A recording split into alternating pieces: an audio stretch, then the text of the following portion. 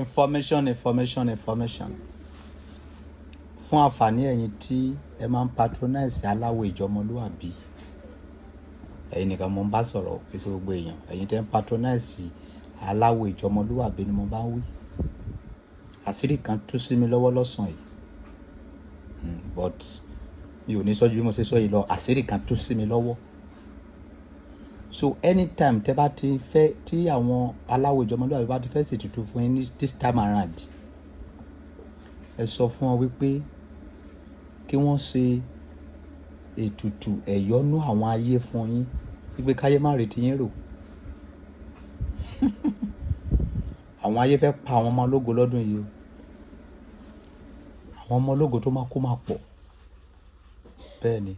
So anywhere ìgbàkigbà tẹ́ bá ti fẹ́ ṣe ètùtù níjọ ọmọlúwàbí, ẹ máa sọ fún àwọn awo yẹn wípé ẹ̀yin awo ẹ jọ̀ọ́ o, ètùtù tẹ́ yọ sí mi yìí o, tí bá ti fẹ́ ṣiṣẹ́ gun mi o, ẹ bá mi ṣe ètùtù ẹ̀yọ́nú àwọn ayé sí o, kí ayé má rí tèmi rò. Ayé fẹ́ dojú àwọn ọmọ ológo, àwọn ọmọ tó ti ní ògo, ayé fẹ́ dojú ògo wọn dé lọ́dún yìí. So kó má bàa pẹ̀lú wọn. Ẹ ò lè bá ayé jà o, wọ́n ya wèrè gan o, àwọn ayé yẹn o. Ẹ lè bá wọn jà.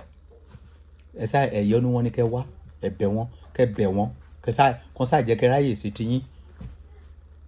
Nǹkan tó fẹ́ bá wọn sọ nìyẹn. So ìwọ tí ò tí ní nọ́mbà ìjọ ọmọlúwàbí, àwọn aláwọ̀ ìjọ ọmọlúwàbí, fóònù nọ́mbà wọn lè. Ìyá Abigail ìrànmílẹ̀ tí fóònù nọ́mbà yẹn. 091.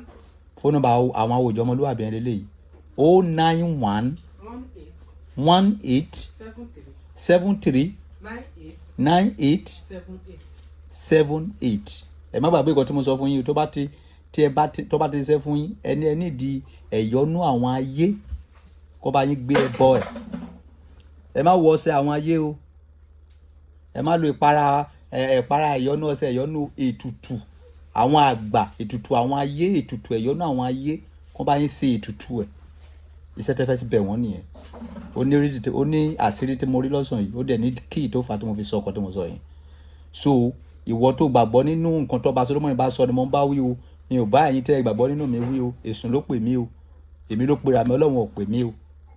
Mi ò sọ pé Ọlọ́run pè mí o.